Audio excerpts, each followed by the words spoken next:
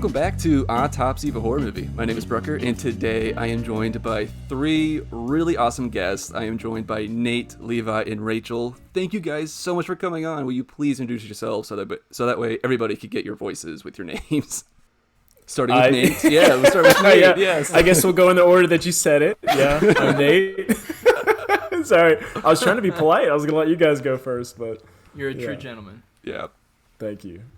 I'm Levi, and then my wife Rachel. And I am Rachel. Thank you guys so much for coming on. This is a really fun reunion because all three of you were host or guest host with me on Film on the Rocks, and this is actually the first time all four of us have been on a recording together, which I never thought it would be on this podcast, but thank you guys so much for coming on. I'm so excited for this.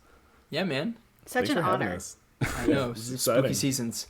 So today, if people can tell from the title of the episode, today we are talking about a really awesome anthology movie from 2015. It is called The Tales of Halloween. Actually, more correctly, Tales of Halloween, no the.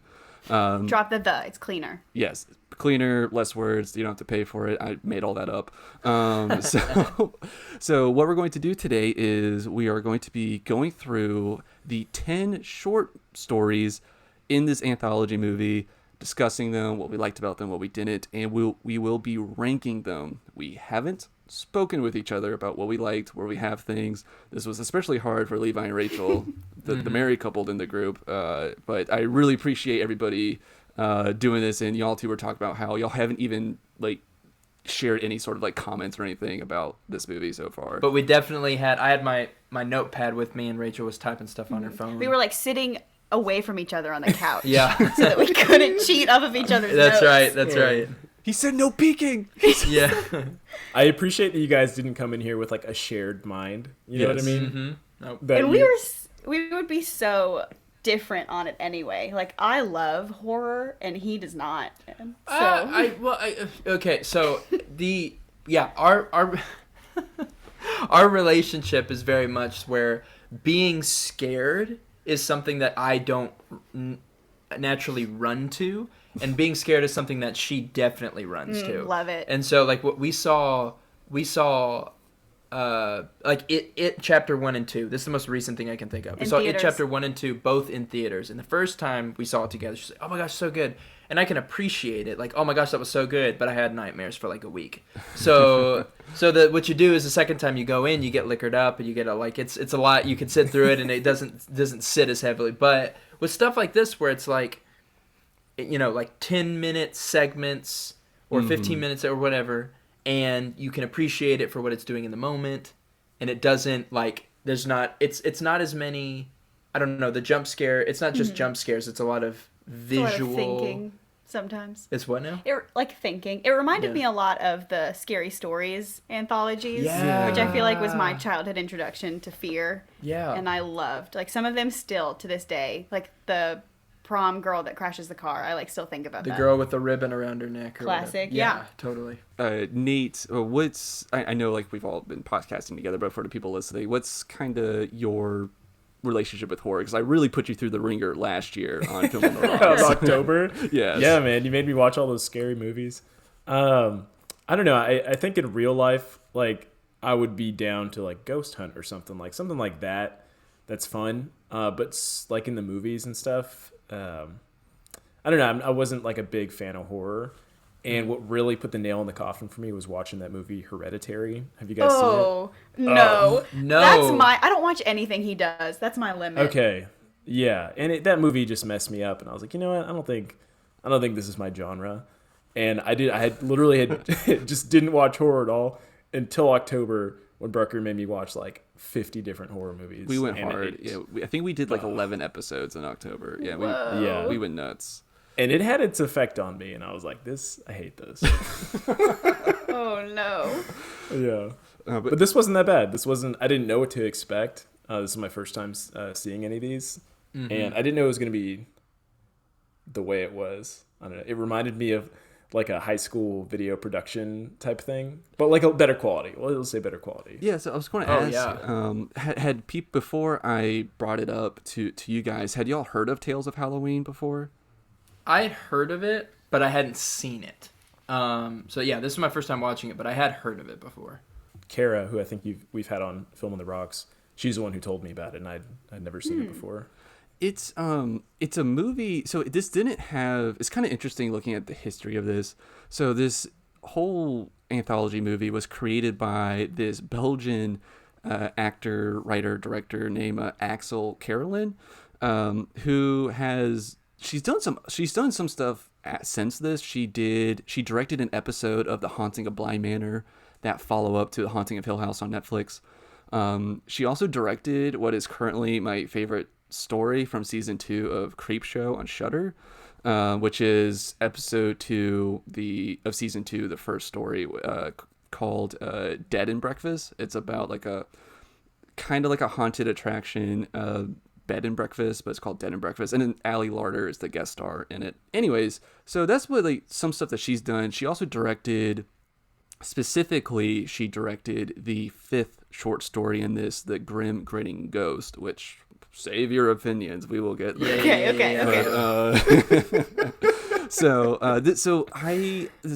This appeared at I think a Fangoria film festival in Montreal in 2014, 2015, I think. It only had like a very limited release. It didn't have like a big theatrical release. Its box office total is only a little bit over $400,000. Wow. But it kind of went straight to streaming, which I think is a pretty good home for it, because I will say I really like this movie. This is, for this recording, this was my 4th time watching it, I think. And I gotta say, I appreciate it more each time I watch it. I discovered this movie like, I don't know, 2017. I'll say that for future listeners when they listen to this. Like, when was 3 years ago? Right. It was on Netflix, actually. I just like caught it one random night and watched it. I was like, this was so much fun. I'm like in the mood for Halloween now. So we're doing this episode because the horror community is really pushing for this thing I've never heard of called Halloween. So April, we are 6 months from Halloween.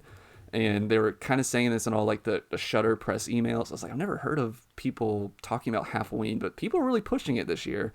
And I thought, why not get into it and just try to get into the spirit a little bit.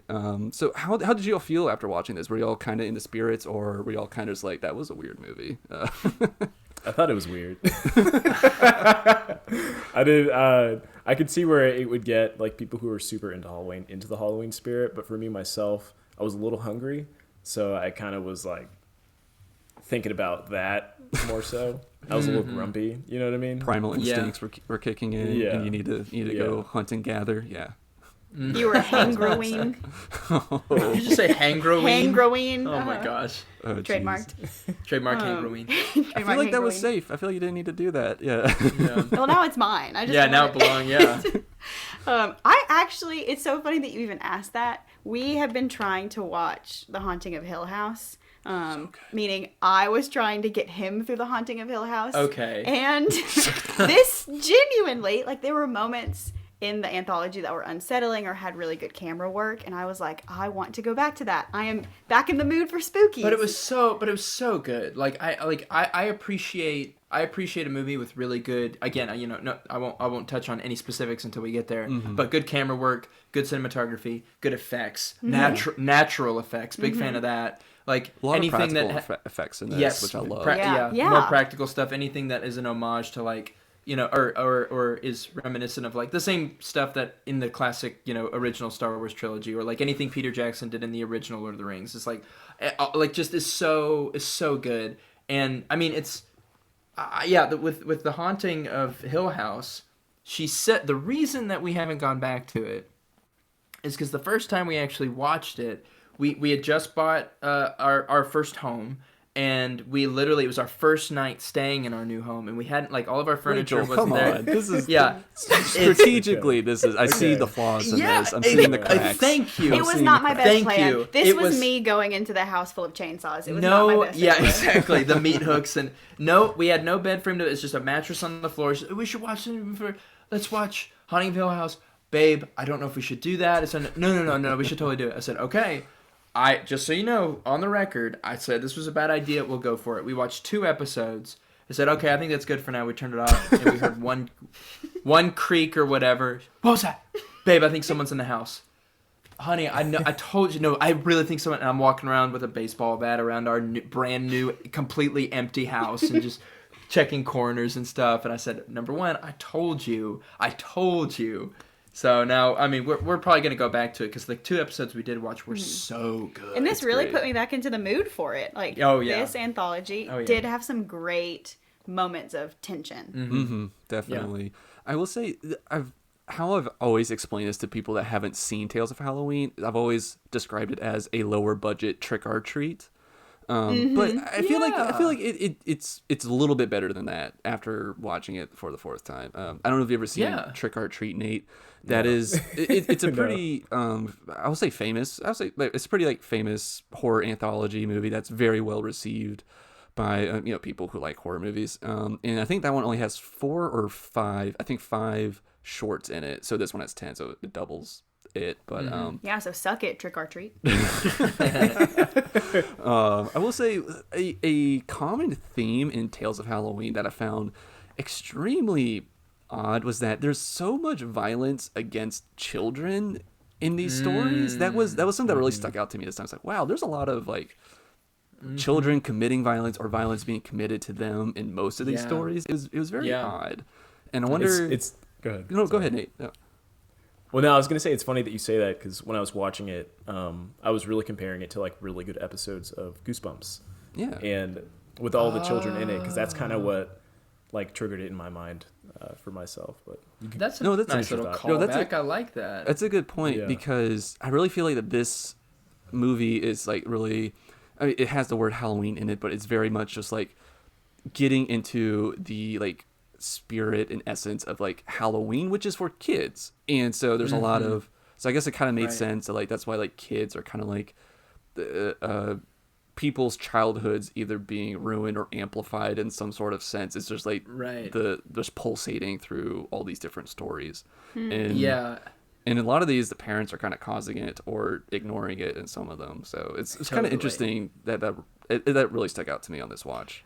Yeah, I think it's. I would agree. I think it's because it's clearly geared towards. I mean, like the story and the way that it's made is geared towards adults. Like it's not something that children are probably watching, given all the violence. But given the fact, like to your point, that Halloween is geared towards kind of our early childhood, this was triggering something in us. At least this is for me, is throwing us back to when we were kids. Oh my gosh, we think trick or treating. We're putting ourselves back into, however old I was, Levi as Batman or Yoda or Woody from Toy Story or whatever. And the idea of like someone coming out and pulling you into their house, or someone it's the kid that you as the kid stabbing someone or whatever. You're like, oh my gosh, like, and then, like, it puts you back in that moment. And kind of like getting like a little bit older, Mischief Night was like at least one of these stories, I think. So yeah, it was kind of interesting just seeing all that.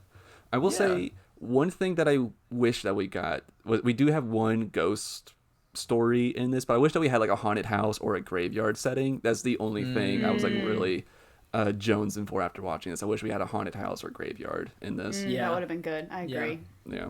So here's how today's going to go. We will go through each short chronologically. I will kind of give a quick summary. We'll go around the horn saying what our ranking is, and then we'll have kind of like an open discussion about like why we ranked it where we did.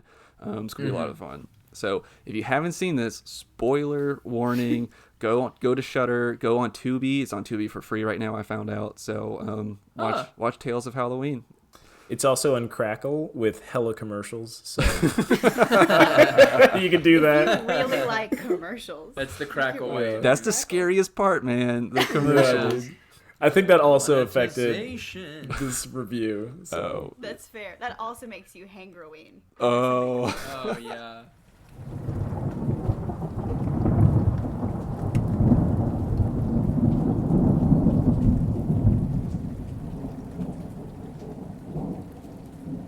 So our first story is called Sweet Tooth. This one is a very typical Halloween night babysitting story.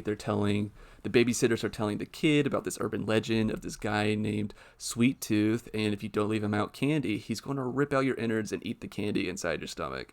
Let's go around the horn. We'll start with Nate, and then we'll go Nate, Rachel, Levi, me, just where this sits in your rankings. Mine was 5 out of 10. Oh, mine was 5 out of 10. There you go. Okay. Mine's going to be a little out there. It's weird this being right off the top. This was my number 1 out of 10. Sweet Tooth was your number 1? Sweet Tooth I was my was number not 1. going to guess that. I have this at number 2. Brooker, I was this close. Like, I was so close. Sweet Tooth and my number 2 were back and forth, Same. and I ended up going on Sweet Tooth. When we get to my number 2, I can explain. Okay, that convince me. Same. I want to know why this was so high. I loved Sweet Tooth. Okay. Sweet Tooth was the story was unique. Yes. I thought the story was so unique. The camera work was incredible. The flashback was so good. I thought out of all of them, specific effects, like the effects of the camera angle, the blood, and the placement, I thought it was like the actual practical effects. I thought it was the best in the whole series, or at least close to the top. Yes, this is like 1A, 1B for me, but I went with number 2, just like you said. We'll get to it when I get there. Yeah. But because this one felt like this was like the perfect way to start off like a night of Halloween, because it's at like the end of it, trick-or-treating, and it felt like John Carpenter. It felt like Halloween 76, 74, 78, whenever that came out. Yeah. It's 78, I think. It really felt like that because it's just babysitters and something bad happens to them and they're breaking the rules, they're making out, they're not paying attention to them. And the subversion of the Sweet Tooth monster is what really got me, because in the flashbacks, we just see this little kid. So I was expecting like a goblin little kid to show up, but it's this hulking thing. It completely subverted my expectations. And oh my gosh, dude. Whenever because I was thinking the same thing, that he was going to like come and steal it. But then she's sitting there and she's like, hey, are you out of bed? And then you hear trick or treat, and then you're like, oh my gosh, and everything gets a lot scarier and more intense, and like they're laying there with their guts all over, like, oh, it's so good. And they don't linger on it too much for you to like see the seams. It's just like blood and guts, and then quickly onto something else. Exactly. And even the transitions I thought were so good. Like he's when they're telling the story, the flashback was so well done. Which was really gross too. I hated that the parents were making out over a piece of a Reese's cup. That was disgusting. Yeah. That would also make me into a serial They definitely killer. were having sex on that candy. Like, I would also murder my parents if I had to watch them have sex over a This episode Reese's was cup. like, it was a little too kinky, honestly, for me. Yeah, that was the one scene I was like, come on. But that moment where he eats all the candy and they go, he needs more, and he gets that smile and he slowly turns his head. And I looked at in that moment, I looked at Rachel. I said, I think he's gonna eat the candy inside of the parents' stomachs. And then it's him reaching in the candy. I'm like, oh gosh, it's so that's so gross, but it's so good. So Nate and Rachel, where was this losing points with y'all? Because y'all have in the middle of the road. For me, something I really value in horror is closing the loop. And this is a very random one, but it was like, okay, so he murders his parents and he eats their tum-tum yum-yums, I guess. And it was like hard cut. That's good. It was like his spirit haunts them. And truly, since it felt like such a Halloween like retelling, I was like, where does the kid go? Like, does he go to a facility? What do you mean his spirit haunts them? Like, is it his spirit? Is it his person? Like, what happens after he's discovered murdering his parents? And so that kind of lost points for me. 2, I'm just like asshole boyfriends, which really could be like the theme of most of these episodes. Wait till we are get our always second like story. Jesus, yeah. I could Okay, back to back. That was tough. Yeah, but those, so like not closing the loop on what happens to him after he murders his parents.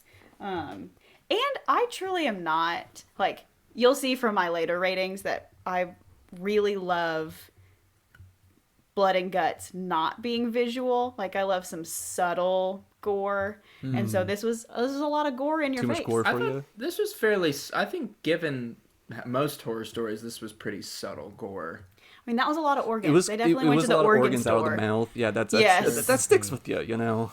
Yeah. Yeah. So that was it for me. I didn't hate it. But is there not like a completion of the loop? I I thought the ending was so. Oh, the ending was phenomenal. Of like almost like the cycle is complete, but then recontinues as this kid is put in place. Get blamed. Well, gets blamed, but I almost saw him as the new Sweet Tooth because he might have done it.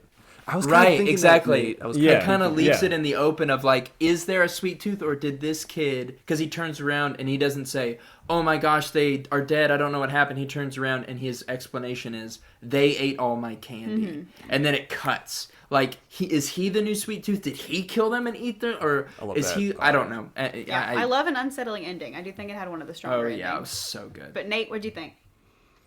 I personally thought this one, for me, suffered the consequences of not having any other shorts for context of like what to expect. I wasn't warmed up or anything like I was for the other ones. So in that situation, I was like, okay, that seemed very tame for what I thought this was going to be in the long run. So I thought it was like a good appetizer, something to start you off with to get you going for the rest of them. But like thinking back, like in comparison, I was like, I wasn't really wowed. Nothing was super memorable except for that final scene where it was kind of, I felt like it was left up to your interpretation of, oh snap, did he do it? Did he like fulfill, kind of like what Levi was saying before, like did he fulfill, not like a prophecy, but just like, did he continue the cycle? By Sweet Tooth or something? Yeah. Exactly. I do have two fun facts that might make you like this a little bit more. The first one is that in the flashback, the mom, Sweet Tooth's mom, she is played by Caroline Williams, who played Stretch in Texas Chainsaw Massacre 2. And now, This is going to blow you guys' minds. There's a Star Wars tie to Sweet Tooth. I'm ready. The dad of the babysitter, the guy who comes home and the dad and mom are like making out in the kitchen, that dad is Greg Grunberg, Snap in the sequel trilogy. Oh yeah, Snap Wexley. Yeah. There were a lot of Star Wars people in this, actually. That's the only one I caught, but okay, if you caught more, let me know. Oh, there's one down the road that I lost my mind. Well, yeah, I think Nate and I are on the same page. I think we'll get there. yeah. Levi knows. Yeah. It's so good.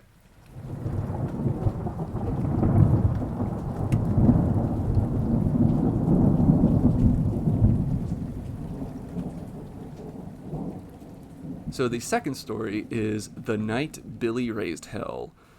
This was directed by Darren Lynn Bousman, who directed Saws 2, 3, and 4, and he's doing Spiral, that one with Chris Rock and Samuel L. Jackson. He directed this one as well. Whoa. That feels so... I literally wrote, "Is this just a Saw movie?" in my notes. Cow. So That's so funny. Just as a refresher for the listeners, The Night Billy Raised Hell, this is the one where these two really shitty teenagers are bullying a little kid and telling him that he needs to pull pranks, and he accidentally knocks on the devil's door, and the devil and Billy go and do pranks all night, but at the end it isn't Billy, but Billy gets blamed for it. I'm going to leave it at that. So the night that Billy raised hell, going Nate, Rachel, Levi, me, where do you have it in your rankings? I have this at, now I'm questioning it, number 4 out of 10. I have it at number 7. I also have it at number 7. We are so in sync. I have it at number 8. So Nate, would you please lead us in this explain how this is number 4. Which is fine. It's totally okay to have. Justify your bad choices, Nate. I enjoyed watching it. I enjoyed the time. I did. Honestly, I think Nate is. I feel like we're all like defending Nate here for a second. I think but from like on being on horror subreddits and everything, I've seen people talk about this. I know a lot of people. I think most people in the community really like this story. So I feel like Nate is in the same vein as like most people that watch this movie. But Nate the common man. Yes. Yeah. So the John Doe over here. The everyman, yes. That's right, yes. I thought it was funny. Yeah. It was kind of cracking me up, man, and it got me with some shocking turn of events, like when he just shivved that dentist. I just wasn't expecting that. I was just like, wait, what? Because I don't know, man. It didn't have that tone. Like everybody was getting super hot about his mom, So I thought she was gonna like have some sort of play, but then I just realized it was like an ongoing gag that everybody said. They just let you picture like, that, you know. Yeah, right. Yeah, and it was just like so over the top where after the shivving, all of the kills just got more and more outrageous. Like he's holding people up at gunpoint. I did laugh at that. That is funny. Gets put in a bear trap and is set on fire, and it was just hilarious. I was like, "What? This is just ridiculous." Mm-hmm. So it got me it got me laughing. I was definitely chuckling. This is probably the only one I laughed throughout the whole time, which is probably why I felt good about it. Ranked it so high. My big thing is that I would have put this much higher if it didn't end with Billy getting killed by the police. Like because the people that deserved like Todd, the shithead boyfriend that was picking on Billy the whole time, like he got no repercussions. Like even during the pranking, he just filmed it and he was laughing his butt off. Like that's something I was like really peeved about. And his sister chimed in. Like, his sister was like, hey, knock it off, man. Captain and then he's like, Pee-Pants. yeah, he's like, Captain. And then the sister kind of looks and is like, yeah, I'm in on this too. Captain Pee-Pants. Yeah, I know you're my little brother, but this guy's hot. I'm in. And like, yeah, it's just, I enjoyed it. It was kind of, I had really high hopes of it being a really spooky, what I thought was going to happen. Like, whenever it started, I was like, this is actually going to be really good. Whenever the Satan, the devil or whatever, had like his big deep voice of being like, you don't know, or whatever, like getting really up in Billy's face about it, I thought he was going to be like, we're going into hell, or I'm pulling you into hell, or I thought we were going to get our haunted house moment, like you were talking about, Brooker, of like, like his house was like terrifying, and because he's going to have to be punished for throwing the egg or whatever, and he's going to have to go through and make it out. But then it just kind of turned into him like, by the way, your mom's super hot. Also, let's raise hell in this. It was the shiv of the dentist cracked me up. I thought that was hilarious. It's also played with like really weird, like funny, like sound effects, like boing, boing, boing. Like, yeah, when he puts on his hat, it's like tones. Yeah, he puts on his hat and it's like boing. Like when he puts his I couldn't find a seat to sit in. I was like, is it goofy? Is it scary? Is it funny? Is it like? But it felt like a Disney Halloween special almost. It did. It felt almost like I've ever seen this in a Disney too much shivving. Like a really dark episode or something. Yes, like if you took Even Steven, like a really dark Halloween town, The thing that I couldn't figure out though at the very end, and maybe it was just kind of the homage to Billy's mom the whole time.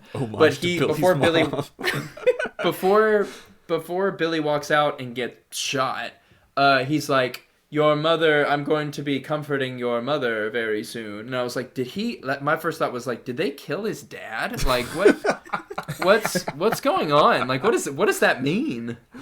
I don't know. Yeah, his dad was the dentist. His dad was the bear claw guy. Ooh, that was, the tone thing is what got me. Like, because I was like, oh, funny demon. I love me some funny demons. And then it would be like really dark. Like like the shivving was hilarious. And then it would get like too dark. Like the claw, the bear trap. And then, but also the whole time, like I love me a twist ending, but not if it leaves you feeling confused the entire time you're watching the original story. And the whole time I was like, Billy escalated really quickly, guys. And I don't understand why. And then like obviously it makes sense at the end, but I think that was too many things, like the different tones, it being super funny, super violent, and super confusing, and ending with Billy getting shot was just like, I don't get the messaging. I didn't. It's such like kind of like a raunchy just comedy horror. It's like a rated R horror comedy, really, is what it is. Totally. But Nate, I'm glad you had a number 4, man. Good for you, that's buddy. rad. That's super rad. That's my favorite part about. Thank you for consoling me. Yeah. No, that's my favorite part about these rankings is when there's a consensus like this is the best ever or this is the worst ever, and that one guy is like, actually it sucks, or actually it's better. It makes it so much more interesting because like, it would just be boring. You're welcome. Like this. Yeah. You're welcome.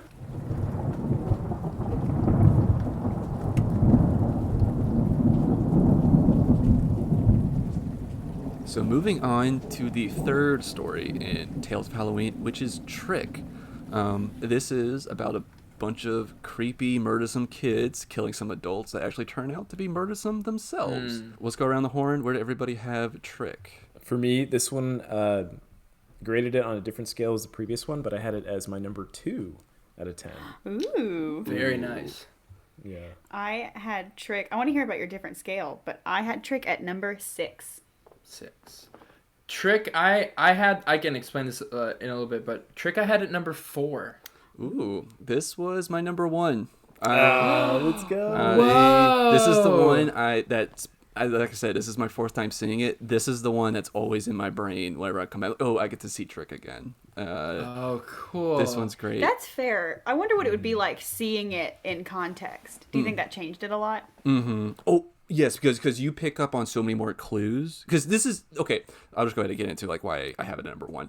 So because this is the one where the camera work was fantastic because there's that awesome tracking shot where we go through the house, through the pool, into the driveway. Yes, that was fabulous. Like I felt like I had such a good lay of the land of this small house, and it's like a 5-minute short or something.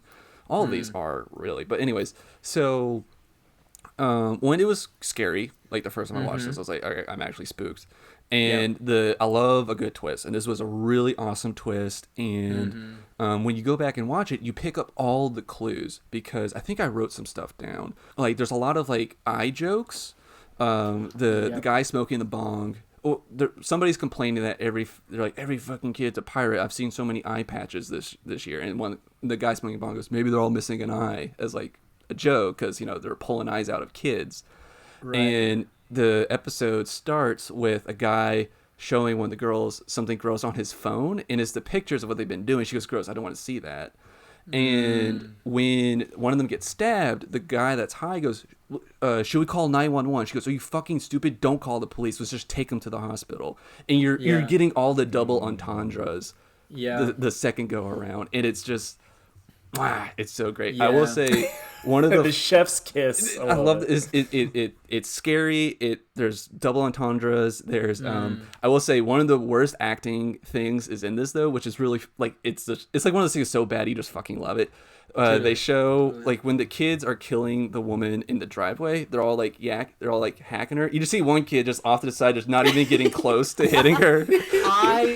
I loved that. I love that it. so much. I love that. That's one of those things. I'm like, that's fantastic. It has so much charm to that for some reason. Yes, because you're aware, like these are actually kids that they're like, all right, so pretend like you're hacking, and then she's gonna scream, and you just keep doing this, and it's like, and even in real life, like if kids are mercilessly killing adults, there's probably gonna be one kid at least being like, like shaking it on the side, just like.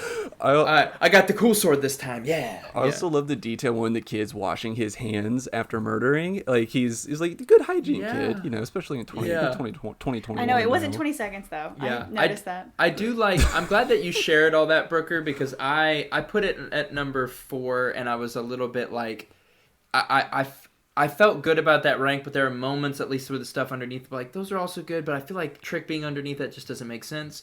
You adding that, like. 100% agree on the camera work, but you talking about like the little details sprinkled in, like that really affirms me. I really loved like the kids as villains. I thought that was really well. Actually, they're both revenge thing. Anyway, the whole thing was really good. The twist at the end I really enjoyed because while she pulled out and typed 911 and just hovered. And I literally said, why isn't she calling 911? This does not make any sense. And they closed all, which I think this goes for every single one of these. They were really good about closing possible plot holes and possible, like, get out of jail free cards. I was like, why wouldn't they, like, oh my gosh, why are you running in the meat locker? Like, of course you don't. Like, okay, that's why they wouldn't do it. It's also like that thing of like, okay, we have to write out cell phones and slashers now because people always say like cell phones make horror movies impossible. This is a good twist on why they couldn't just use their cell phones to call for help. Totally. And I don't know if this has any significance, but the scene that I keep remembering that I thought was so good, and I'm not 100% sure why, was one of the kids picks up a piece of candy, eats the piece of candy, and then places the wrapper on top of the dead guy's body, and then like walks away. Like doesn't drop it or like throw it in a trash can. Like gingerly places it on the dead guy's body and walks away. You're trash. I don't know why. Maybe. I don't know. But I don't know why. Like, that might be it. But I just thought that was so good. Like, this kid in her mind is like, the trash goes here. I thought that was so good. Yeah, absolutely. Rachel and Nate, where are your thoughts at? Because you, Nate, can you remind me where you had it at? 4? This is number 2. Number so, two. I mean, Number I 2. was, Okay. Yeah, I was right up there with you. I thought this was like the most movie quality one out of all of them, and I had this one teetering between 1 and 2. Same. For different reasons, but again, like the camera work, like you're talking about, there were some things that were like confusing me. With the big twist at the end, I was like, okay, that makes sense. Like when the girl at the end was in the room and she was deleting pictures off of her phone that of like Evidence, the eyeball and stuff. I was like, what is she doing? Like, why is she deleting these pictures right now when she should be calling the police? And then come to find out, like she had been doing what, like those were pictures of evidence of the things that they had been doing to the children that night. So I was like very impressed, we'll say. So Rachel, was it like the eyeball, like the guts, was that too much? Listen, you convinced me. It is my number 4. Oh shit, let's go. Oh my gosh, you just moved it? I did. There are no rules, and I just changed it to number 4. I feel very strongly. I'm having that draft music coming in my head. Ding, ding, ding. There has been a trade in the draft, and the Cleveland Browns draft. Yeah, seriously. Moved down to the 7th spot. Yeah. My original number 4, I really think was there out of sentimentality, and so I just switched my number 4 and my number 6. Damn. And so Trick That's a is swing. now number 4. Wow, that is a huge moving swing. from outside the top 5 to within the top 5. That's a swing. But number 5 stayed put. Number 5 stays That's put. a swing. Number 5 is Sweet Tooth, and I feel that Sweet Tooth is still my number 5, but 4 and 6 just switched. Those points are so valid. Like, I totally missed the line where she said, "We can't call the police, just take him to the hospital." And I was like, "Girlfriend, don't drink and drive, just call the police." And like, see, that's what I thought the first time you watch it too. Yeah. And so that, knowing that that's a line, if I had heard that, I really think could have changed it. And seeing it again, I bet would totally change it. But this is, I think, the only one where I wrote, this is great camera work. Because that scene exactly, the tracking from the house through the pool. And the music is like really picking up too. It's really good. It's great. So I had a hard time at putting this at, I love this in Sweet Tooth for like 2 different reasons. I kind of want to get into that at the end of this, but yeah, so this one's just great. Okay, yeah, perfect. Number 4 for me. You did it. Highly recommend. Just go back and just rewatch just this good. one, and you'll pick up like everything. It's so cool. Okay. Yeah, I think I'm gonna have to.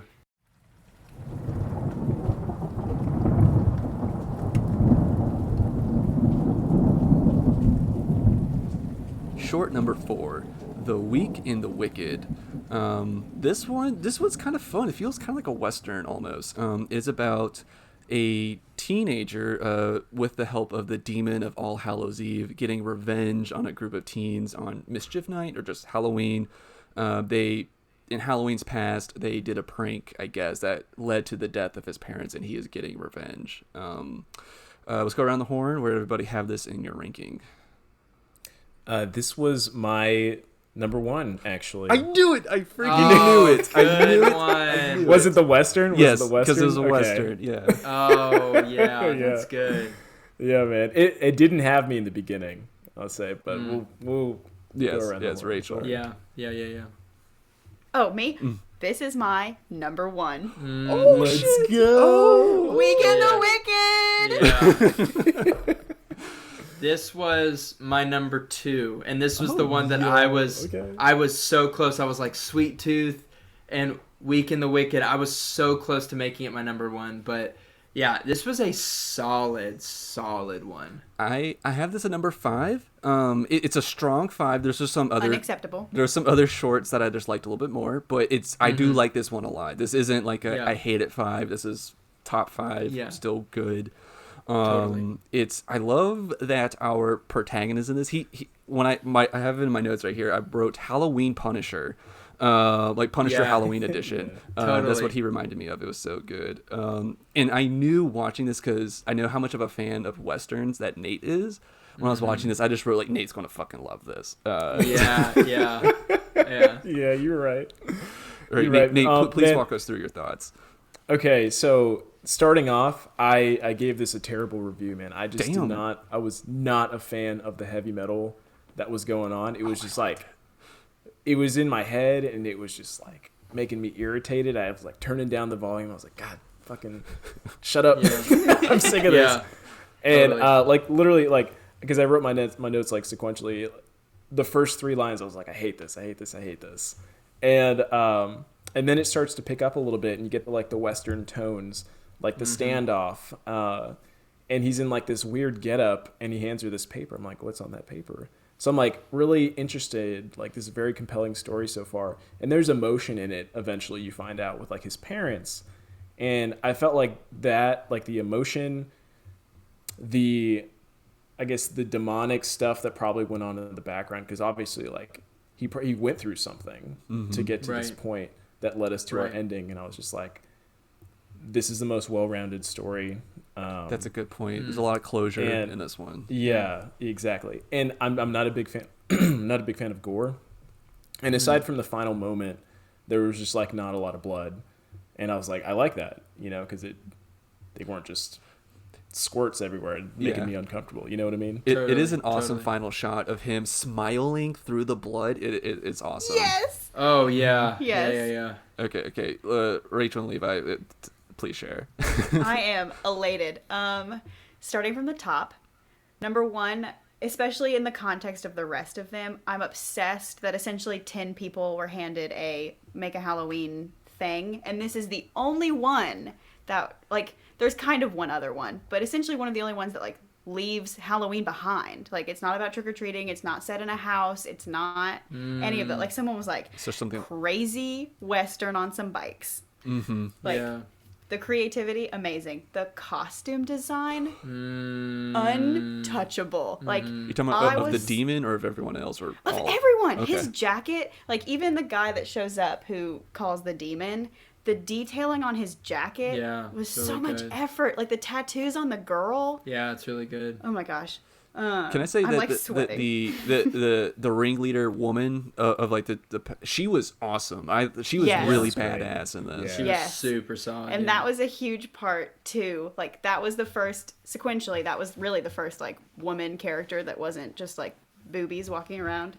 And she was amazing. I think she delivers the best line in the entire series, which is, "There are no monsters here, just me." That's a good one. That's a good one. Again, kind of attributing to that leaving Halloween behind thing. Yes. Yeah. Just but into that, like, Nate and I are completely on the same page of that. Like, I don't mind gore, but I'd rather the gore mean something. Like, if it's just organs coming out of your mouth, that's kind of gross, but the shock value of him covered in blood and smiling, I think, is 1,000 times more powerful than watching someone's intestines come out of their body. Right. So true. And it's scarier because like you're like filling in the blanks. Yes. Best horror is the horror that your brain creates. You're saying it accomplished what every book accomplishes, is what you're kind of saying. Yeah. Totally. I will say, y'all are making me change my mind. I'm bumping this up to number 4. I'm bumping this up to number 4. Hey! Okay. There you go. So I can't. I've already said my top 2, which I am firm on, and then number 3, it's I want to keep it there, but yeah, I'm bumping up to number 4. So I swapped 4 and 5 is what I did. I'll take that. What's the draft music? It was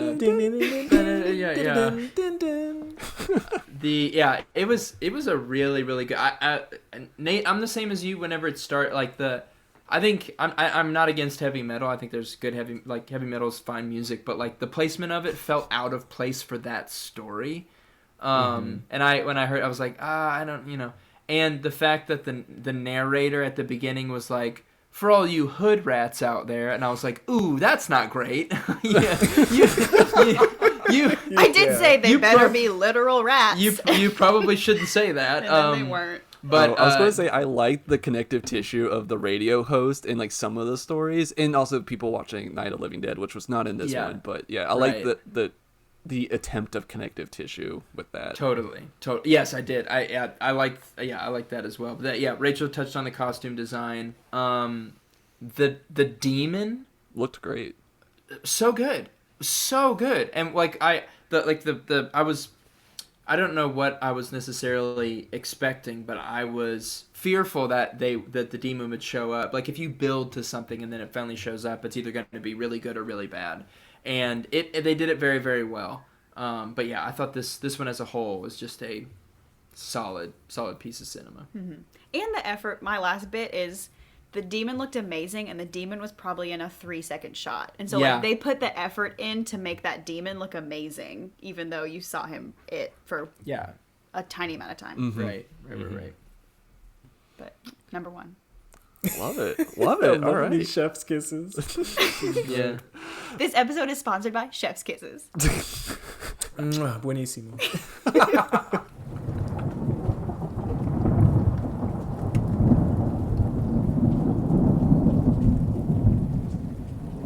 Alrighty. All right. Moving on to the 5th story. We are now halfway through Tales of Halloween, and it is Grim Grinning Ghost. This one, starts off with a lot of people in a room, a lot of people that are in lots of different other horror movies that I will get to. But they are telling the story about this ghost that will follow you home. This one is it's one giant chase scene, some good jump scares in this, but the only ghost story in this. So let's go ahead, go around the horn. Where did everybody have Grim Grinning Ghost? I had it as number 3 out of 10. I had it as number 3 out of 10. Nate! Oh, okay. I thought you gave me like a judgmental look. You're so insane. I thought you didn't like Grim Grinning Ghost. I processed. Oh, you processed. I processed. Okay. Because after we finished it, she was like, and I was like, oh, man, that's okay. Process. Okay. I processed. It took some time. I had this at number 5. This is my number 5. I had this at number 3 as well. Let's go. 3 threes. Okay. Let's go. 3 gang. Yeah, 3 gang. 3-6 Mafia. Okay. I really like this one because this one again is scared to me. They did, I want to say like fantastic. Like this wasn't like the best camera work, but it was good camera work because I loved how they really showed this just the silhouette of the ghost following her in the street, and every now and then it would just magically get closer to her, and we got all this stuff with like the shadows of the hands reaching out after her. And I've seen this 4 times. The jump scare at the end gets me every freaking time. Did it get y'all as well? Yes, oh, 100%. Yeah. Plus all of the red herrings of her opening and closing her mirror and her bending down to spit out her mouthwash or whatever, her toothpaste, and then coming up, or like the dog looking and her looking back and there not being anything there. Oh, like so sweaty. There was like 5 or 6 red herrings of being like, and here it comes. Just kidding. Oh, just kidding. And then it finally shows up when you are not expecting it. Right. I will say I was almost with Levi in ranking this slightly lower just because there's not a whole lot of meat on the bone for this one. It's pretty straightforward. It's almost I like simplicity, but it's almost too simple. Like it was too cheesy for me of how she broke her phone in the middle of the story by like closing it on the hood of her car, and I was just like, that was just such an easy way to write that off. I don't know. Yeah. But at the end of the day, it still really scared me in the visual of the ghost. I was like, okay, just going right back up. But what everyone else think? I'll disagree with you on the phone thing. Okay. Because I feel like when you run into car trouble, it's just the most disorienting thing that could happen to you, and it's the most inconvenient to the point where you're just kind of like not really all there. Like for example, like there's been a situation where like my headlights went out in my car and I had to switch them out, but it also happened to be a moment where the light, I didn't have a flashlight, and then my phone was dying, so I couldn't use that flashlight. And I didn't have the charger in my car because I had taken it out that morning, and I was just like, wow, things couldn't have gotten worse. So I kind of related in that moment. I was like, damn, that would happen. Okay. I get that. But this one was definitely the most tense of all the episodes, for sure. Yeah. I was so anxious throughout the whole thing. And it was cool to have like Lynn Shay, the mom. So she's from Insidious. And I was like, I was wrong. I knew it. Wrong. I said, I think she's from Insidious, and Rachel was like, no. Let the record show I was wrong. Yes, the record. It's on the record. It cannot forget that she's also the teacher in Nightmare on Elm Street for like 2 seconds. Yeah. Sure. Whoa. Yeah. Cool. Yeah. Okay. But they couldn't have had a better person deliver that story, and then see it kind of unfold. And even the dog did good because, like, this you can cute tell dog. this dog had probably never professionally acted before. How do you know that?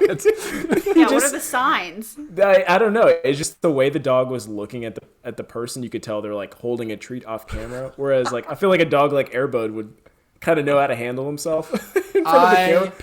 Nate, the fact that I'm your like idea half of joking, but I'm also serious. You know, the fact that your example of a grade A dog actor is Air Bud is the most incredible thing I've heard in a long time.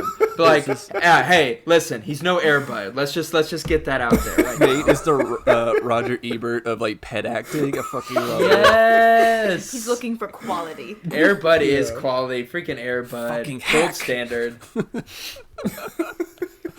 Oh man, that's Oh so my gosh. next.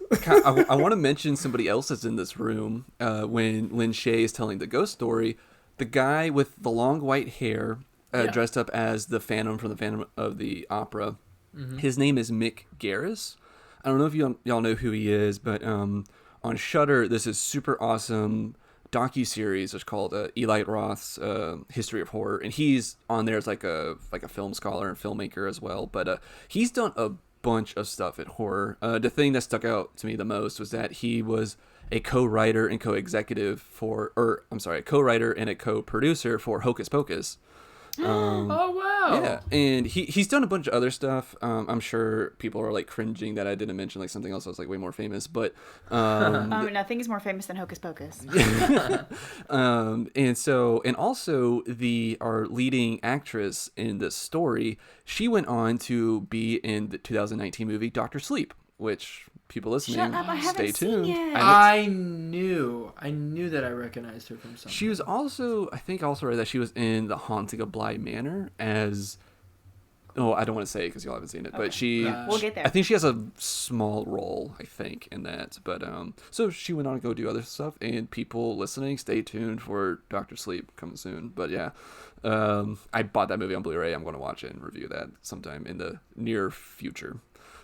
Very nice, very nice. Exciting. But yeah, this whole one as a whole, in my opinion, I think it had the best suspense out of any of them. Y'all have already said that, for sure. Best suspense. Talk about the red herrings. Such a throwaway thing, but I thought this was so funny.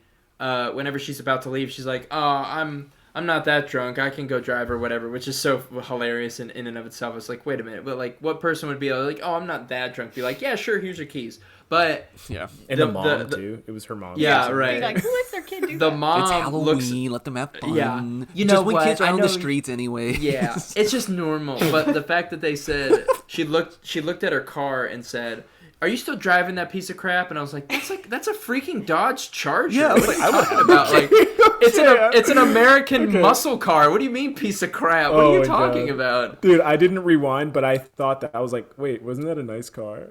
Yeah, I was like, if you put my car and my wife's car together, we couldn't afford a Dodge Charger. Like, I was like, what are you talking about? I would love for that behind the scenes extra of them be like, yeah, we didn't have money for garbage car, so we just had to play it off as if it was bad. It was real. That was the true acting performance in this. Them acting like that it was a bad car. We were all personally too rich to have garbage cars. That's that was right, the that's worst right. car out of everyone in that room. Right.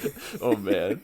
It was not a Tesla, therefore we thought it was a garbage car. Hey Lynn, don't you have that piece of shit car? Yeah, we're gonna need that for like that fifth story. Yeah, that's a fifth story car. Yeah, that's a. The Dodge Charger, great. Thanks, Lynn. Oh my gosh. Oh my goodness. All right. Yes, I thought it had the best suspense.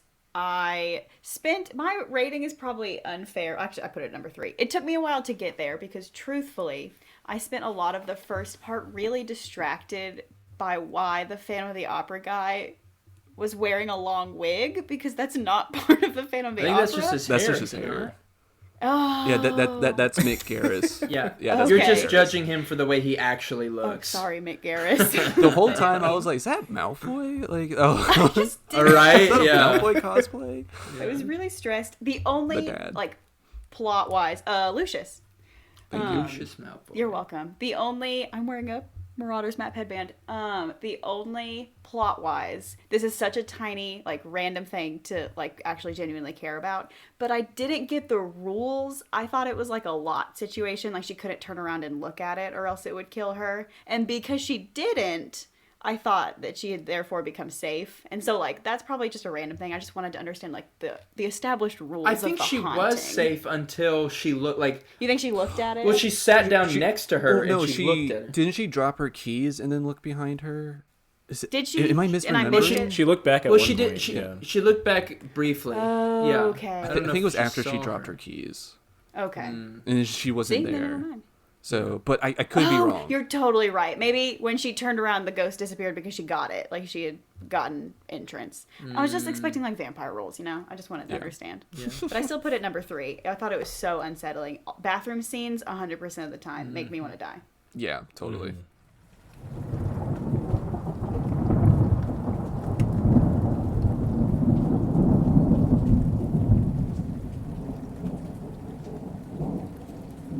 So, story number 6, one of the weirdest ones in my opinion.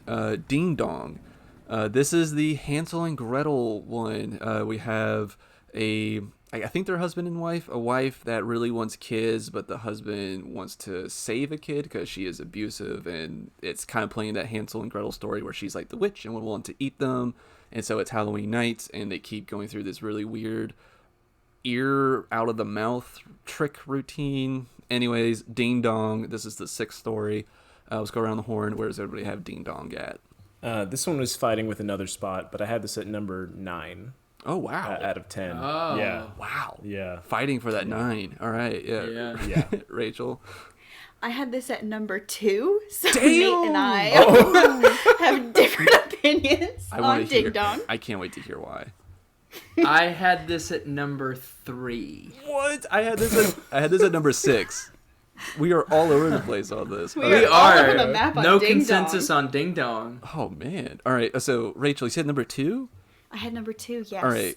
Walk us through it. Let me begin. Again, I'm looking for complex female characters, and this was one of them. 2, I believe that all good horror tells 2 terrifying stories. Like, my best example is Babadook is obviously about a monster and also about depression. And like Alien is about a monster and also about sexual violence. And so, therefore, I liked Ding Dong in the fact that it's about this story and also about an abusive relationship. And so I thought that was the most like story complexity of all of them. Very true. The actress, hysterical. Like, I just thought she was wild and all over the place and really talented and so unnerving. Like, I thought she did what the demon in The Night Billy Raised Hell was trying to do, which is like being really unnerving and then being really funny, like flipping off. And I thought she did a better job of it. Yeah. The only thing, like, I thought it was so good, the way the story tracked, the way it went, like the husband's part in it, just the like creepiness of it. Every time she got near a child, you were like, oh no, oh no. The only thing that I didn't like, truthfully, was like the ending. Like, I thought that was the weakest moment. Like, pushing him in the oven, fascinating, obviously, closing the loop on the whole Hansel and Gretel thing. But then her line about melting, the reference to the Wizard of Oz didn't make sense in that moment. To me, so please explain. I agree that I actually had like this note highlighted. It's like one of the strongest points that I like about this is that it's a story about domestic abuse. Not that I like domestic abuse, but I like a story like, you know, subtext, and it's, you know, it's really talking about something that's very scary for a lot of people, and it's really flipped. In this scenario, it's flipped the roles of what we stereotypically think. It's a woman being abusive to her husband. Yes. And I liked that. So to answer my interpretation to what you were saying about when she throws her husband in the oven, he dies, and then she starts to melt. I feel like a lot of abusers get their power from their victims. And so since she has rid him, she has no more power anymore. So that's why she's melting. And that was like my takeaway from it. That is perfect. That is exactly what that was supposed to be, Brooker. Nate, are you moving your rating up? Wow. Okay. I need to. He's like, look at my notes, God. No. You blew my mind. I had to visit my notes for this. Okay, so let me just clarify. First of all, y'all both just like completely switched up my mind where I have everything ranked, but I'm like way too rigid to switch it and know what was what. So totally. So I rated mine on a scale of like Halloween. Is this like a Halloween I type love of thing? that idea. And Gotcha. So Gotcha. for me, I was just like, I actually have this rated as like a 7 out of 10, like ranking. That's how I like ranked them quality wise. You know what I mean? Mm-hmm. But I was I ranked it 6.6 in out of terms 10. Yeah. Yeah. Okay. So I thought it was like, I loved how it was telling two stories, like exactly what Rachel was saying. Like it's about this, and it's also about like abusive relationships, like domestic abuse. And there were like parts that were kind of weird. I felt like it was kind of all over the place sometimes in terms of like her outbursts, but I guess in the context of like a relationship where she is the abusive one, like these things can come out of nowhere. And like the whole vasectomy thing. So in terms of like a Halloween thing, I just like wasn't sold on it. I was like, this needs to not be in this context. I didn't think it belonged with all of the other shorts that were told in this thing. So that's where it fell with number 9 for me. But you guys totally have me like mind blown right now. You know, Nate, I honestly with you. Like, I had this ranked really low at first, and then when I came back around to it, I read my note about domestic abuse. I was like, you know, this is actually like really saying something, and is doing it in what I think is a very clever storytelling way. So that it moved up a bunch of spots for me to get to number 6. Yeah, this y'all one really, I was pretty. y'all got me shook, honestly. Yeah, sorry. Lynn. Yeah, Brooker, your point on the power coming from the victim, I think is so good, and I'm almost upset with myself that I didn't realize that was a part. Like that is so good. I knew after I watched it that this was going to be a top 3, which it ended up being. Yeah, like the other two just were better. Better built, better stories in general, and so I put this at number 3. I thought the woman who played the witch was perfect. I think she, in my opinion, as far as like acting, just for that she was specifically, neurotic, yeah. Yes, it was incredible. To kind of have this present and active, bubbly, like, and then almost a demonic part, and then this depressive kind of, and you know, to make a point of like, I think a lot of people, you know, slowly but surely more people are touching on domestic abuse issues in film. It is very uncommon for people to touch on men as the one who is being abused. Yeah, the victim, and that number is still very much alive and thriving, unfortunately. And the fact that my only issue with how it was built, I thought they could have the ending originally, I was like, that doesn't make sense. Now that you've clarified, Brooker, I think the ending is perfect. The only thing that the fact that he mentions the vasectomy and just kind of turns around and is going to walk away, there was no, I thought that was a little bit like kind of, oh, by the way, I got a vasectomy. Okay, see ya. Like there's no, I don't know. It just felt like it just kind of was thrown in the middle, but that's fair. Her kind of abusive personality or whatever it was that kind of came out, and like this idea of like an arm reaching out from behind her and grabbing. Creeped me out. It was so unsettling. Like it was like something within her. Like it wasn't who she was, but it like was something inside of her that was like coming out, and it would manifest itself in some way or another. Oh my gosh, I thought it was so good and unnerving, and it was really, really good. I want to speak more to about the hands, the extra arms, because it's like, it's no secret how they did that, but I don't care like how simple it is. Like I still loved it. It was so much better than having like CGI arms. And it was just so unnerving because like sometimes they'll do like 2 extra ones, sometimes they just do just the third. It's like, well, what's that 4th one doing? And I don't know. It's like, I don't know. I kind of like, because you really had to convey that she's a monster or like a witch, like from like the original like kind of like source material that they're doing an adaptation of. And I thought it was like, oh, they're like, yeah, just make her like red with like extra arms, and like that's enough. Like you don't have to be like super complex with it. Like I love that. I thought it was so good. Did y'all also notice that the kids trick-or-treating are some of the kids from like other stories that we've seen? Yes. That was fun. Yeah. We were talking about that, and I think, you know, we'll get to the other ones in a little bit, but I thought that was like, we noticed that midway through a lot of these, and they're like, and I said, I think this is a way that they're combining this all into the same universe, which we later get confirmed that it is all part of the same universe. I did. I liked that, and I especially liked that that they like did a slow motion on a kid that comes up in the red hoodie with something on the back, and I was like, he's in a later episode. Like you could just, it was like the anime character with pink hair. Like you were like, this is a main character. Yeah, totally.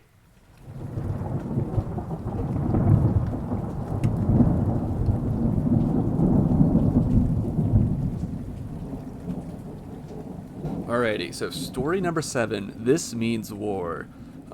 This one is, I think, the most tamed out of all of them. It is 2 dueling neighbors, kind of like fighting about Halloween decorations, and is definitely a tale of 2 types of Halloween.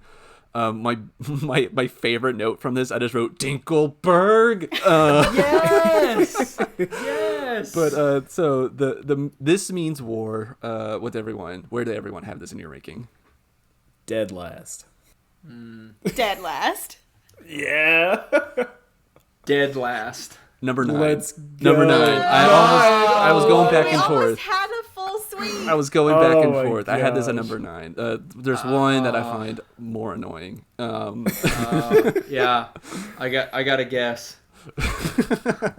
So, okay, I'm surprised that Rachel and Levi, you guys had it low, because I felt like this one more so had to do with, more could relate to homeowners, right? Because I'm in an apartment right now. Brucker's in an apartment. Like, I was like, I can't relate to this, but in any way, so... Yeah, I don't know. Like it was, I can empathize, I guess, but I don't know the way that we going about it. I was almost finding myself on the side of the. I would say for Halloween, as far as Halloween goes, I'm more of a tame Halloween person. Like I'll hang up decorations, but I'm not like blood guts, for Halloween. But whenever it was they were interacting with each other, there was one who was like, I've been doing this for 20 years. This is my thing. And the other person was like, well, we just moved here and we love doing this, but your stuff is really sweet. We like it a lot. Like, Halloween is awesome for everybody. And he was like, no, just my thing. And then they started kind of jabbing at each other, being like, you suck, no, you suck. But when it started, I was kind of like, no, the style of Halloween that I'm not necessarily inclined towards is the people who were owning that were a lot kinder and more inclusive about it all than the person who sways more on the side of Halloween that I would be on. And I was just kind of like, oh, but like, yeah, the story as a whole, it was very tame. It was very linear and but it didn't, the way it kind of went about just wasn't, it didn't really catch me. I was just kind of like, oh, it almost felt like filler in a few ways. It kind of did. Yeah. I like that point you make, Levi, about how like it felt like the personalities were swapped here, and that kind of stuck out to me a lot during this because they were like his neighbors, like they're just being loud on Halloween. They weren't like, and like you said, they're like, yeah, this is cool, man. You can do whatever you want to do, but like we're gonna have our party at my house, and you can have your party at your house, like.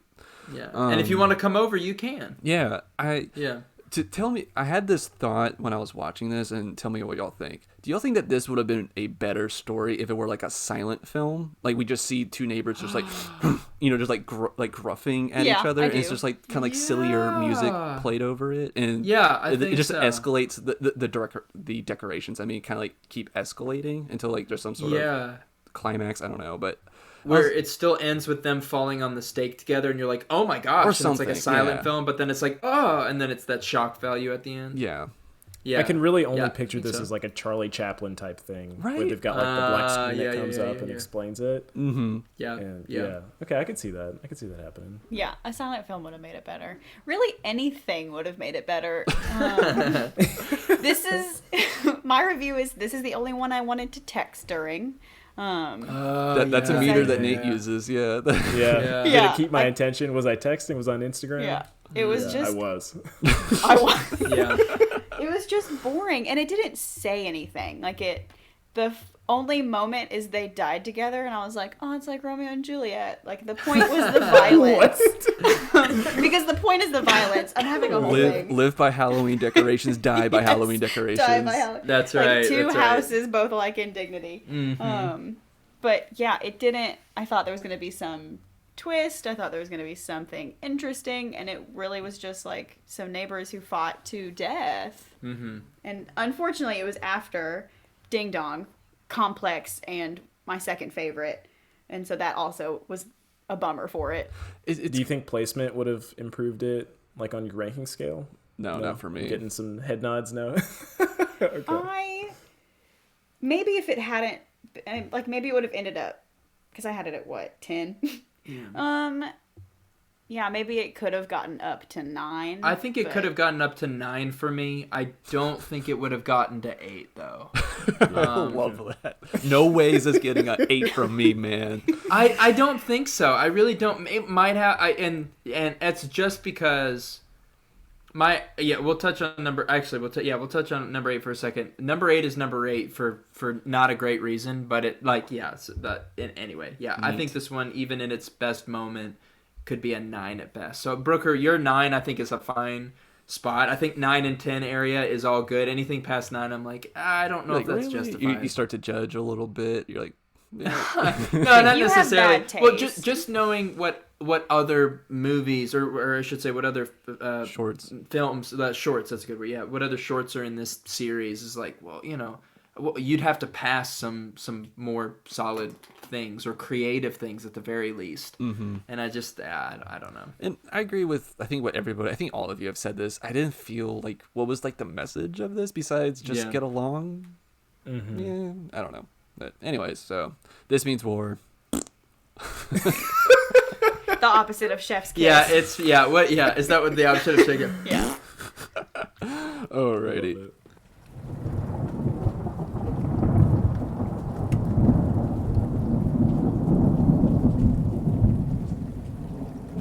So, short number 8, Friday the 31st. This one, I don't know how everyone feels, but, okay. So, Friday the 31st, this one is definitely horror comedy and very much a spoof. So, it kind of plays like a Friday the 13th movie. It pretty much smashes all of the slashers together. And there's like a really adorable alien trick-or-treating with this, and it kind of just turns into like a gore fest at the end of it. But it's definitely played for laughs. So where did everybody have Friday the 31st? I thought this had a lot of potential, but I have it as number 6 out of 10. I thought it had so much potential, and I have it at number 8 out of 10. Ooh. The potential is for sure there. I don't think it quite met it. I have this at number 9. Dang, I like this one. I have it number 5. Explain. This. It's funny as hell. Like, it literally it's just so grab assy of everything, but like it does it in like a way to where like we're not actually trying to like say anything on top of what these other movies are saying. We're just having fun, guys. It's a mixture between Halloween, Friday the 13th, The Evil Dead, and it's just I don't know. The alien was really cute. I thought he was adorable. Very sweet. I loved the I'm just going to call him Jason. Maybe I'll call him Jacob because like he's like a knockoff Jason. Jason with a Z. Jason with a Z. Jason with a C is much funnier. Jason with a C is much funnier. So Jacob, Jason's whatever. I loved how it turns and he gets scared and like I don't know, like it was just hitting. It was like the perfect. I don't know. I felt like it was like in the perfect.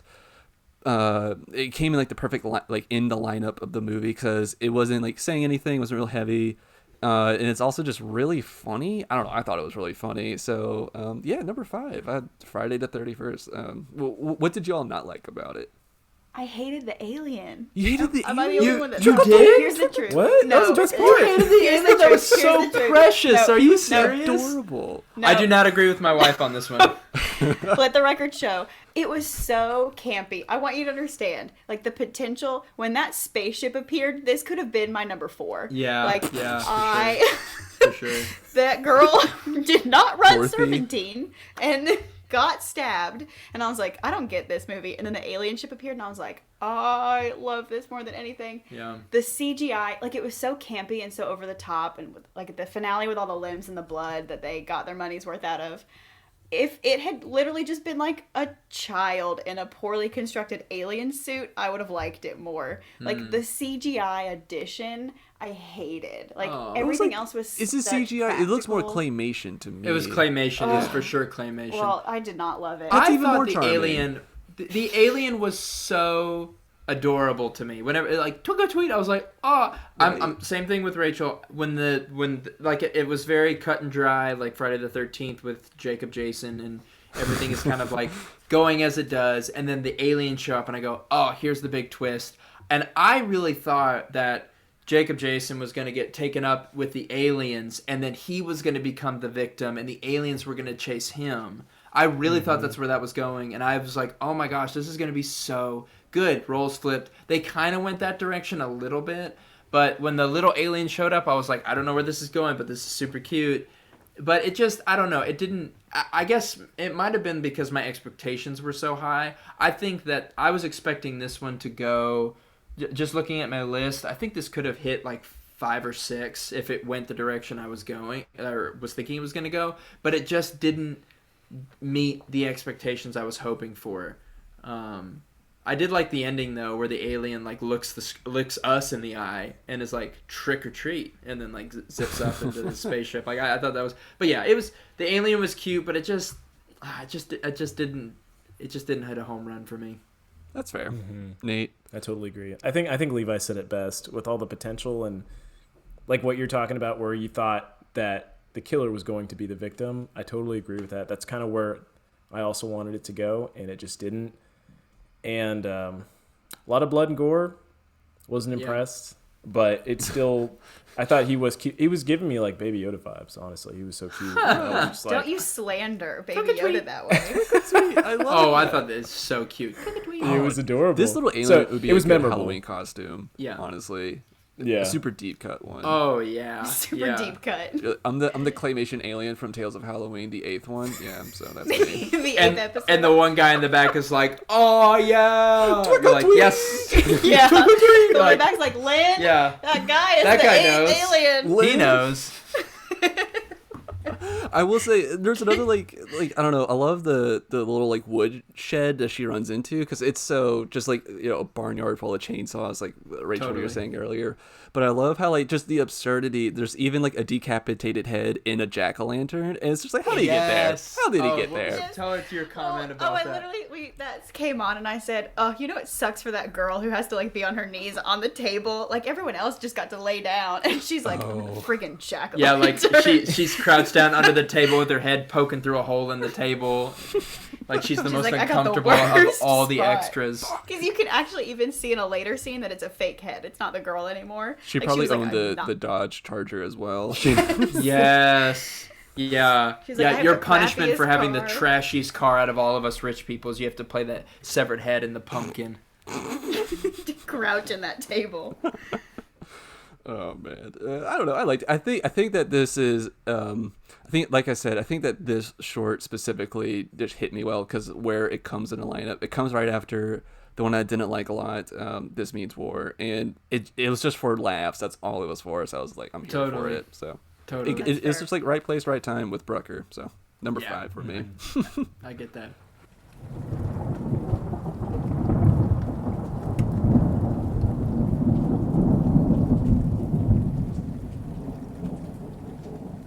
Our second to last story. This is story number 9, The Ransom of Rusty Rex. I will say that there were some great quotes in this I will share in a moment, but this is the one where these 2 men are wanting to kidnap a child trick-or-treater and hold him for ransom, and the dad doesn't want him back. So, I'll leave it there. Where do people have the Ransom of Rusty Rex? Where do you have it in your rankings? I feel like everything after This Means War with the neighbor stuff, this whole thing just kind of went downhill for me.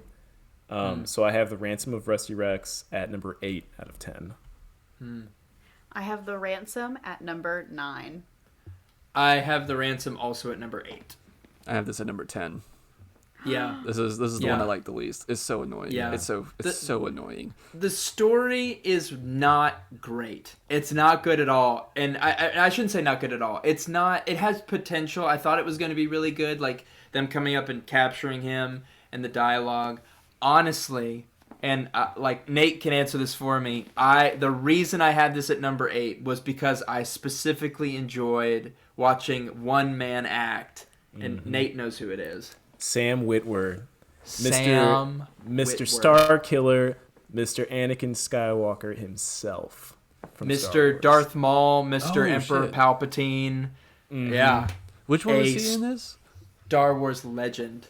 He's the head guy of the guy who like was making the phone call. The guy who of the kidnappers. No way. He's the voice of Darth Maul in Rebels and Clone Wars. He's Star Killer in Force Unleashed. He's Emperor Palpatine for essentially everything. He's Emperor Palpatine for everything in Rebels. I don't know what he is for everything else. What else did he do? Anakin Skywalker. He's seeing him act, because I thought he was so strong. He's such a great face actor. The eyebrows and the he's got this charisma about him that I thought he was a very, very strong actor for, in my mind, out of all of the he's just super solid. But the story just wasn't I think there could have been potential. It could have been scary. I think it was more goofy than scary, and I think they were kind of trying to go for that. But it just didn't. It made me sad because I went in and be like, oh my gosh, it's Star Killer, yeah! And I was like, oh, bummer, it's in like the bottom 3 at the very least. That stinks. And truthfully, you go. No, go ahead, Rachel. I was gonna say, I think I would have ranked it higher if it had it was annoying and it wasn't great. It was like Halloween version of Home Alone. But I think I would have ranked it higher if it tried to land funny instead of trying to land horror with the ending. Yeah, sure. The whole goofiness, weirdness of it. Like, I think at the very end, spoiler, sorry, at the very end, the demon, they tried to drive all night after it turned out the kid they were kidnapping was a demon, and they tried to set him on fire and leave him back at the house. And the guy, Sam Witwer went into the store to get goes food or into the store to get food, comes back, and the demon's there, and it ate his partner. And if the demon had been in there and just been like, can I have a cheeseburger? I think I would have liked it more. I think if they had landed it ridiculous and dumb and goofy, I would have been like, or okay. He would have looked back and they both would have looked back together, and the demon would have grabbed having a milkshake or would have grabbed the burger from his hand and started eating it, and they both simultaneously would have looked at each other and screamed or something like that. I would have liked it if it tried to land goofy. Trying to land it on horror when it really wasn't the whole time. I was like, oh, no. Yeah. That's a really good point. I was trying to figure out for myself. I was like, why didn't I like this? And I think you just said it. But I think the only silver lining in this whole thing is that the most annoying character, that little goblin looking thing, looked just like Rudy Giuliani. And I was like, this is great. You put him in a sack and you throw him in the river. Exactly. Oh my gosh, that's and so I funny. almost feel like that was intentional. So yeah, I was gonna say one of my least favorite things was the creature design, because it just looked bad and gross. I wasn't impressed or creeped out. Oh, I was creeped out, but I wasn't creeped out in the way I wanted to be. You were creeped out like you were looking at Rudy Giuliani. Yeah, exactly. So this was. I will say I will kind of counter what I think what Levi was saying. I like the premise. I think the premise is. I thought it was funny. I loved the idea of the kidnappers calling the dad go, he's a shit kid, you keep him, he's your problem. That was hilarious. I love the line delivery of the dad and him just being like, oh thank God Jamie, they took the kid. I love Lynn, they took the kid. I love that. That's the thing I like the most is whenever we cut to the dad talking about it. But yeah, it's just I think Rachel put it good. It was just what are the two guys from? It's just Marv and Joe Pesci from Home Alone, just dealing with this goblin. This felt like the most goosebumpiest of the goosebumpy ideas, and I don't know. It just wasn't for me. I was so fucking annoyed by everybody in this. So yeah, it was just. I will say, I did say though, some of my favorite quotes were from this though. Well, I did love at the end, the guys go, fuck kidnapping, bro. I was like, that made me chuckle, because, where else will you hear that? But I love one of them going, my nuts were viciously assaulted by a monster. That's a good one. So it did earn points for that line alone. So good writing, whoever wrote that joke in. Yeah. But otherwise, this one sucks. Yeah, it's not great. Although it was cool, though, to get the payoff, because we did see this kid at Ding Dong. He was one of the trick-or-treaters. Mm-hmm. Yes, yeah. Yeah, so. He was the main character. With his jacket. Spot on. You knew. Hit it right on the head. Yeah. Sure. Alrighty, I guess we'll go ahead and move on. My rants over Gierasch. You could have been so good if you'd just been funny. Yeah.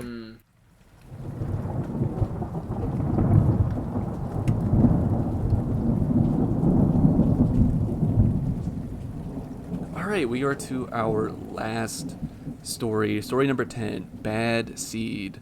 This one was directed by Neil Marshall, who also directed The Descent, which is an amazing British horror movie. The Cave Zombies? Yeah, The Cave Zombies, yeah. So, if you haven't seen it, go check out The Descent. It's awesome and scary and just fucking great. Anyways, so this one, it's kind of like trying to wrap up everything. Like, all the stories are connected. They're all in the same town at the same Halloween night. And we're dealing about a monster jack-o'-lantern that comes to life and is eating people. And we're following a detective that is on the case, which is kind of hilarious. And we find out that this actually leads to the detective going back to this questionable farming facility where all these pumpkins are able to become autonomous and alive and man-eating. And it kind of ends on that note. So Bad Seed, where does everybody have Bad Seed in their ranking? This is 7 out of 10. This is 6 out of 10. This one's also 6 out of 10 for me. 7. There you go. Yeah. Same page. We're all right around there. I feel like that this one benefits from not being as bad as the other ones. Yeah, that's what I was gonna say. Yeah. That's fair. I will say I love the idea of a killer pumpkin. Fantastic, got it. That's like super Halloween points for me. It's the revenge of nature enacting back on humans for carving faces into them. The design of the pumpkin looks awesome, and they have they just go ahead and just eat a kid in this. So I like that. I like that bravery. Yeah, I think the pumpkin design was really good. Whenever he comes up and you see the bright glowing pumpkin with like the money on the ends or the candy coins or whatever they are, I was like, that is a really good, just that kind of that aura, that environment of the kid walking up and seeing that radiating pumpkin. I was like, that's pretty solid. And I really enjoyed how I thought, it's a good thing to put this at the end because it officially ties everything together. And we do get to see, homages to the old, like the people coming in and being like, this kid ate all the candy and they got chocolate over their hands. Or the, like her in the car and she hears like the witching hour radio, which is the same radio station that in the grim grinning ghost that she was listening to. And it just kind of is like, oh my gosh, that's happening. It's all happening kind of all at the same time, which I really appreciated. Yeah. This is what I had as my number 4 before I switched it with Trick. Interesting. Oh, wow. Okay. Sweet Tooth was 5 no matter what. But I had this higher. I felt the burden is that it had to, it was responsible for tying up all the stories and telling its own, which is hard to do in 14 minutes, 30-something seconds. Right. But it was one of the ones that I could have actually legitimately enjoyed, a longer feature of. Okay. Because I felt like it had so much responsibility. Nothing to me will ever be funnier. I'm probably not even able to explain this without laughing. There's a scene where the detective has to go to the person whose job it is to sketch the witness. Oh my stars. And the guy, stone-faced, turns his picture around and it's a pumpkin. It's a jack-o'-lantern that killed this woman's husband. You're not going to believe this, detective. I drew a pumpkin. And just imagining it's a gourd. that, the sketch artist being like, damn, I just work here. She's crying, being like, it was a pumpkin, it was a jack. And he's like, oh no. I really shaped in orange. I really hope that at no point did the victim or witness say it was a pumpkin. She just kept giving details, and halfway through it, he was just like, "This is starting to look like something. This is gonna look humanoid." She's like, it had orange. It had orange skin. He's like, oh, like a spray tan. No. Orange skin like a pumpkin, and a green top like a pumpkin, and then a large gaping mouth like a pumpkin. And the thing for me, there were a couple little cheesy parts like that. Like whenever she comes in and squats by the body doesn't have a head, and she's like, looks like, what is the line? It says something like, looks like his head's been put in a blender. Talk about stuff. It was making a mess of it or something. Yeah, talk about eating too much with your face, am I right? Or something like that. And I was just like, boo. No, let me have it. There were literally 3 female characters in this entire thing that were like characters that like meant something, that had payable lines and personalities, and she was one of them. Oh my gosh. And you have to let me have Detective McNally. Detective, yeah, they were really hammering her name so much. Like, this is Detective McNally. She's going to be in the spinoff. She's going to be in Tales of Halloween Dose. That's right. Also, what's his name with the sick of this town? The guy from The Office that's clearly a paper pusher that shows up randomly as like, Detective O'Malley, I brought a shotgun. Catch. And you're like, wait, how did... First of all, she's like, I owe you that drink. And he was like, oh, well. But let me say, praise Jesus that he shows up with the shotgun and throws it to her. I thought he was going to shoot it, and I was like, don't do this to me in the finale. But no. Detective McNally gets to shoot the pumpkin. And then the real big bad is capitalism. So, like, this was all my things. Whoa, yeah, there we go. Oh, yeah, with the ending. It's great. I will say I do love because there's stuff I like about this. I do love the ending where she's oh my god. So we get a chase scene with a human chasing a pumpkin in this. So she has cornered this pumpkin in like a pumpkin patch, and the pumpkin's done that thing that like teenagers do in malls, like they hide in the mannequins, and the pumpkin's hiding with the other pumpkins, and the whole time she's like trying to figure out which one it is. I'm like, I don't know, the one with human blood dripping from it. That's the pumpkin. Exactly. Or just shoot them all. They're pumpkins. Like yeah. I don't know. So I just kind of love that absurdity in this. It was a funny note to go out on, I'll say. Yeah. And the ending was good. I like the ending of it. Good. Like the idea of all of these pumpkins coming to life, and the fact that it took like an entire police force to take down one of the pumpkins, and it's like there's tens of thousands of these pumpkins waiting to terrorize the world. That was like the big thing I didn't like about it, because it was so open-ended and it kind of left it open to interpretation of like... I kind of like that though. I don't know. That's my taste. That's my taste. There's no closure. There's just no closure to that. It's scarier that way. Yeah, it leaves it open to the imagination. Pumpkin's gonna get Well, no, it makes me... If that was like a movie in the theater, it makes me frustrated that I have to wait another year or two for the sequel to come out. When they're probably going to do that, because they're going to see how the box office does. And they're like, all right, let's make this another money thing. But didn't you like that in Sweet Tooth? The open ending? No, I think he didn't. Oh, you no, didn't like no. Okay. I liked that it was... Why did I just try to answer for Nate? I'm sorry. Go ahead. No, it was more of like a mindfuck type of thing. I feel like that's a different open end than this open end, because that one was more of like... Yeah. There's a million of them, you know? But this open end makes you think that your pumpkin is one of those pumpkins. Like, that's what the open end is being like, there's tens of thousands. I wonder if I have one of those pumpkins. We did buy this from a factory. The classic pumpkin factory. There's millions of them. Could be anything. One more little viewing note that I had during this was I think Levi or Rachel brought up the decapitated person. And that was like very gross. Them, I don't know. That got like a visceral reaction out of me. And it was at this point in the movie my pizza got delivered, so I was like, oh, okay, I'm gonna wait. I was like, okay, yeah. The sauce and the pepperoni. Yeah, I was like mid-bite. I was like, oh, why are they playing with this? the neck flesh? Oh, yeah. Put that on a T-shirt. Why are they playing with the neck flesh? Not the neck flesh. Lynn, playing with the neck flesh. Put that down, boy. Stop playing with that neck flesh. Yeah. Did y'all pick up on like that ASMR thing they were doing in the beginning when the guy was like gutting the pumpkin? No. See, that was like what you're saying with the pizza. That's how I felt with the beginning part, where he's like carving his pumpkin at the beginning. I was like, ugh, I need less of that. I didn't notice what stuck out to me so much was the guy carving the pumpkin had some sort of accent, and I was like, who is this guy just carving pumpkins? This guy just carving his old pumpkins. Foreign and mysterious. I was like, okay. And then you were like, and then it wasn't relevant to the story. Not at all. He got eaten because he sounded different. That pumpkin was a bigot or something. A racist pumpkin. There it is. This is a story about xenophobia. Is what this is. That's right. The deep meanings of the tales of Halloween. Yeah, according to us, it's a story about xenophobia, capitalism, and just the results. We're talking about ding dong as the deepest meaning, but this covers all the bases. Before we get to just recapping what our rankings are, I kind of want to just go around the room. If you were to pick one of these to be a full-length movie, what would you pick? I would say I would love for Sweet Tooth to be a full-blown movie. That's the one I would pick because it just feels like Halloween. It's scary. It would be a really fun monster movie. And for everything I said earlier, it felt so John Carpenter a little bit to me. So I almost made Sweet Tooth number 1. It could very easily be number 1. The reason why I wouldn't have Trick be number 1 is because it's kind of sad. People just killing kids, and that's the story. I don't know.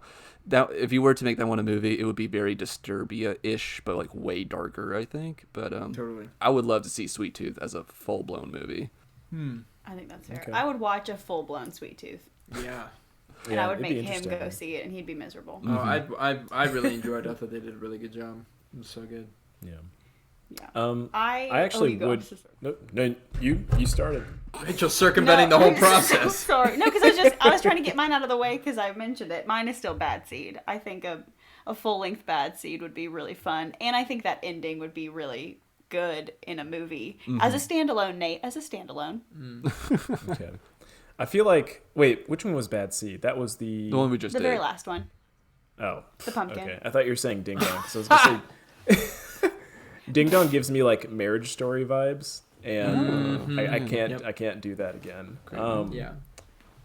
No, it was a good movie. It was a lot. Yeah. I know I have Trick as my number 2, but I think that would be the most compelling story. Okay. Just because I don't know, there's a lot going on. There's a lot of depth to that story. And I liked the director and how he was, like, we were all talking about, like, the cinematography. I want more of that. And I felt like The Weak and the Wicked was good, and it was compelling in and of itself, but it was good as a short story, and that was it. I didn't think there was a lot more to it. Agreed. Got the closure we needed, but it's not a full feature. Yeah. Brooker, I don't know if you got that, or if any of y'all got this. Watching Trick, did any of y'all get, like, what's it called? Once Upon a Time in Hollywood vibes? Oh, no, but I could... Camera angles and on the pool in the back. I just kept getting flashbacks to Once Upon a Time in Hollywood. A little totally, bit. because of the finale. A little bit. Oh, I totally. was getting way more... Have y'all seen The Invitation? No. I was getting way... Y'all should watch that. That is a very, very intense... It's a thriller. It's a very intense thriller. I'll tell y'all more about it. Which one is this one? The Invitation... it's on Netflix right now, I think. Let me tell y'all about it off mic because I don't want to sit here and vamp too much about it. But sure, people listening haven't seen it, watch it. Directed by Karen Kusama, who also did Jennifer's Body. Anyways, dope. But yeah, that's a good point, Levi. And the point I have to make about the movie I just mentioned, they're both like LA movies. So very cool. My feature length one, I hovered around Sweet Tooth a little bit. I thought that would be, but they did it so well in that segment. I was like, oh my gosh, that is just so... I just thought it was so... Yeah, it was my number 1 because it was so perfect. For the one that I would love a feature-length film of would be, honestly, The Weak and the Wicked. I think that seeing that as a feature, I think that would be really cool. I think if we could, hash out the backstory of not just the victim, the guy who summons the demon, but I would love to see more of that gal who is...